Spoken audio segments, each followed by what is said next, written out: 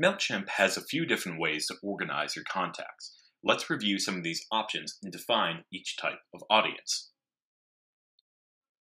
Audience is designed to help you collect and manage subscribed, unsubscribed, and non-subscribed contacts. Before we move forward, let's review some of these important terms. A subscribed contact is someone who has opted in to receive your email marketing campaigns. An unsubscribed contact is someone who previously received your email marketing but has since opted out.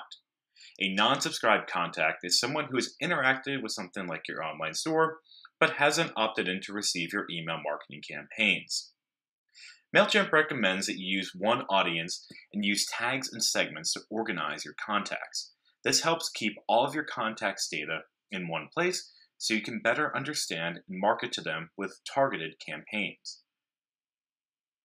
Mailchimp tracks and stores data separately for each audience.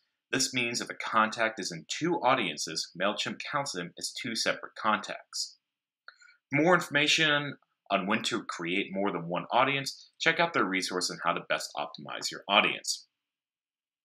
You can segment and tag your audience based on a wide range of criteria, such as audience field data, campaign activity, group preferences, location, and more.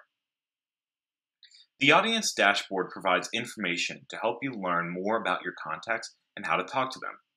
View recent growth trends, top tags, locations, and engagement trends based on how often your subscribed contacts open and close your emails, as well as purchase likelihood. You can toggle between your different audiences in the current audience drop-down menu. Additionally, you can follow up with any of these groups immediately by clicking on the Target Within Campaign button in each of those sections.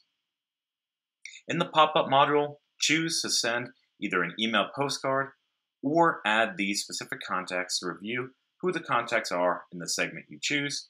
Click View Contacts.